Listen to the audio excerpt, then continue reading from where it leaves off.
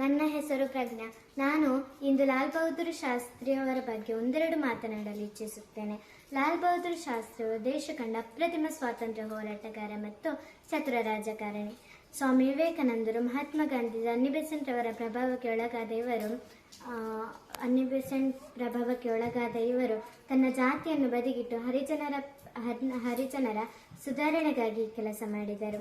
ಗಾಂಧೀಜಿಯಿಂದ ಗಾಢವಾಗಿ ಪ್ರಭಾವಿತರಾದ ಅವರು 1920ರ ದಶಕದಲ್ಲಿ ಭಾರತ ಸ್ವಾತಂತ್ರ್ಯ ಚಳವಳಿಗೆ ಸೇರಿದರು. ಲಾಲಾ ಲಜಪತ್ ರಾಯ್ ಸ್ಥಾಪಿಸಿದ ಲೋಕಸೇವಕ ಮಂಡಲದ ಅಧ್ಯಕ್ಷರಾಗಿ ಸೇವೆ ಸಲ್ಲಿಸಿದರು.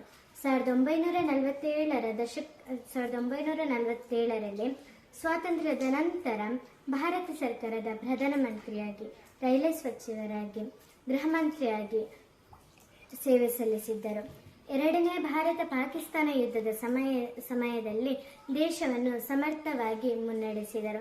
ಎರಡೂ ಕಣ್ಣುಗಳಂತ ಯೋಧರಿಗೂ ರೈತರಿಗೂ ಗೌರವದ ಸಂಕೇತವಾಗಿ ಜೈ ಜವಾನ್ ಜೈ ಕಿಸಾನ್ ಎಂಬ ಅವರ ಘೋಷಣೆಯು ಇಂದಿಗೂ ದೇಶಕ್ಕೆ ಸ್ಫೂರ್ತಿದಾಯಕವಾಗಿದೆ. ಶಾಸ್ತ್ರೀಜಿಯವರು ಅಪ್ರಾಪ್ತ ವಯಸ್ಸಿನಲ್ಲಿ ಅಸಹಕಾರ ಚಳವಳಿಯಲ್ಲಿ ತೊಡಗಿಸಿಕೊಂಡು ಶಾಲಾವಧಿಯಲ್ಲಿ ಜೈಲು ಪಾಲಾಗಿದ್ದರು. ದೇಶ ಸೇವೆ, ದೇಶ ಪ್ರೇಮ ಎಂಬ ವಿಚಾರ ಬಂದಾಗ ಎಲ್ಲರೂ ಅಗತ್ಯವಾಗಿ ಶಾಸ್ತ್ರೀಜಿ ಅವರ ಜೀವನ ಚರಿತ್ರೆಯ ಬಗ್ಗೆ ತಿಳಿದುಕೊಳ್ಳಲೇಬೇಕು ಎಂದು ಹೇಳುತ್ತಾ ಅವಕಾಶಕ್ಕಾಗಿ ಧನ್ಯವಾದಗಳು.